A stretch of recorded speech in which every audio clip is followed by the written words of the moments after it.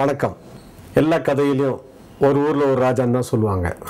ஆனால் இந்த கதையில் ஒரு ஊரில் 2 ராஜா. அது வேறு யாரும் இல்லை, விமலும் சூரியன் தான்.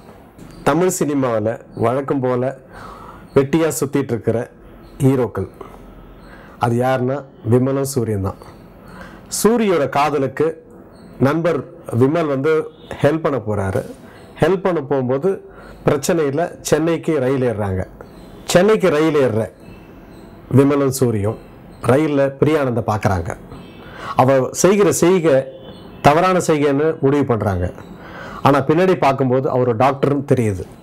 பிரியானந்த் செய்கிற செய்கையை பார்த்து காதல் வயப்படுறாரு விமல். அப்போ டாக்டர்னு தெரிய வருது. 2 பேர் காதல் பண்ண அந்த விஷயத்தை ட்ரெயினில் ட்ராவல் பண்ணிகிட்டு இருக்கும்போது ஒரு இன்டர்வலில் திருமங்கலமில் நிற்கிறாங்க. அந்த திருமங்கலம் நிற்கும்போது தண்ணி குடிக்கிறதுக்காக பிரியானந்த் செல்றா. அந்த நேரத்தில் ஒருத்தன் அவளை கத்தியில் வீசி கொலை பண்ண வராங்க. அந்த நேரத்தில் விமலும் சூரியும் பிரியானந்தை காப்பாற்றுறாங்க.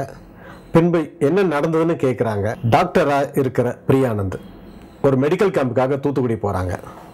தூத்துக்குடி போகும்போது அந்த ஊரில் மெடிக்கல் கேம்பில் நிறைய பேர் அபார்ஷன் ஆகிறது, ஸ்கின் டிசீஸு, ஹார்ட் அட்டாக்கு இது மாதிரிலாம் வருதுன்னு சொல்லிட்டு அவள் ஆராய்ச்சி பண்ணுறா. ஆராய்ச்சி பண்ணும்போது அதுக்கு ஒரு கெமிக்கல் ஃபேக்ட்ரி தான் அதுக்கு ஒரு காரணம், ஒரு ஸ்டீல் ஃபேக்ட்ரி தான் அது காரணம்னு கண்டுபிடிக்கிறாங்க. கெமிக்கல் ஃபேக்ட்ரியும் ஸ்டீல் ஃபேக்ட்ரியும் மனித உயிருக்கு ஆபத்து இருக்குன்னு கண்டுபிடிச்ச பிரியானந்த் தன்னுடைய தோழி மூலமா அந்த ஸ்டீல் ஃபேக்ட்ரி கெமிக்கல் ஃபேக்ட்ரி உள்ள நுழைஞ்சு தன்னுடைய கைபேசி மூலமா நிறைய ஆதாரங்களை திரட்டுறாரு. அந்த ஆதாரங்களை திரட்டுவதை விடாமல் ஒரு பொதுநல வழக்கும் தொடுக்கிறார். அந்த பொதுநல வழக்கு தொடுக்கும்போது நாசர் தான் அதோட வில்லன், அந்த கம்பெனியோட முதலாளி. பிரியானந்தை தன்னுடைய கொலைகார கும்பல் மூலமா தீர்த்து கட்ட முடிவு பண்ணுறார். அப்படி தீர்த்து கட்டி முடிவு பண்ணும்போது கொலைகார கும்பலிருந்து பிரியானந்தை விமலும் சூரியும் காப்பாற்றினாங்களா, கோர்ட்டில் ஜெயிச்சாங்களா, காதலில் ஜெயிச்சாங்களா என்பதுதான் கதை. குடும்பத்தோடு பார்க்கக்கூடிய அளவில் நேர்த்தியாக இயக்கியிருக்கிறார் ஆர் கண்ணன்.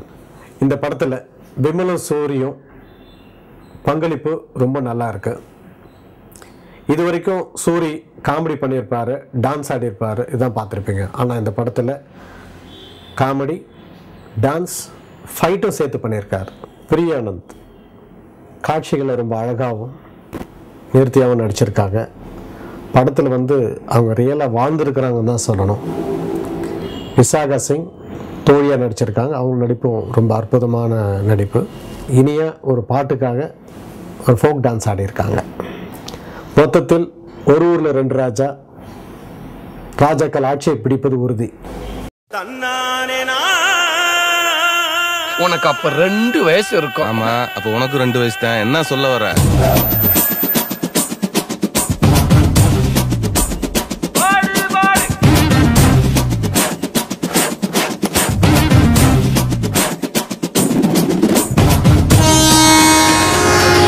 என்ன பிரச்சனை? லவ் மேட்ரு, பொண்ணை தூக்கிட்டான்.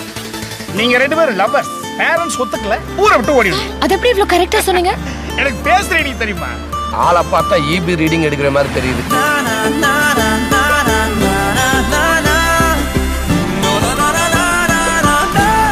ஒரு டாக்டர் பொண்ணை கல்யாணம் பண்ணோம்னா அட்லீஸ்ட் ஒரு இன்ஜினியரிங் முடிச்சிருந்தா தானே. நேத்து வரைக்கும் என் கூட 3 சீட்டு விளையாண்ட, உனக்கு எதுக்குடா இன்ஜினியரிங் சீட்டு? மைக்கேல் ஆகிய நீங்கள் ரெஜினாவை திருமணம் செய்து கொள்ள சம்மதமா? சம்மதம்.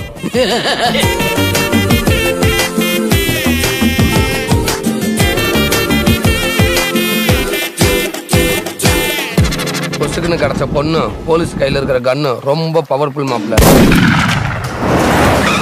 எவனா ராமசாமி குப்புசாமி வீட்டுல சாவு உண்டா என் வீட்டு காசு இறக்கணுமோ?